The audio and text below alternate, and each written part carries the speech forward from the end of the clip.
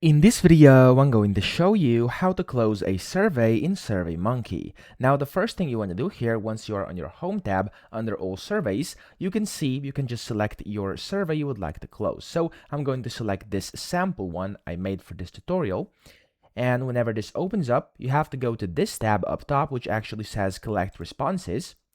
And then over here, it's going to give you the status, which currently is open. Now, if you'd like to actually close the survey, click on these three dots over here, the far right, and then you click on Close Collector. What this will do, as you can see if I hover over this question mark, it says closing a collector will stop it from accepting responses, okay? So you could just go ahead and click on this button over here, and here, as you can see, it's going to give you this message whenever you open up the link, and you can click on Close Collector, okay? So that's literally all you have to do, and if I now go ahead and go to this link over here of this survey, you'll be able to see that there we go, it says this survey is currently closed. Okay, so that's it, that's all you have to do. I hope this video helped you out. If it did, please subscribe to the channel and help me out as well.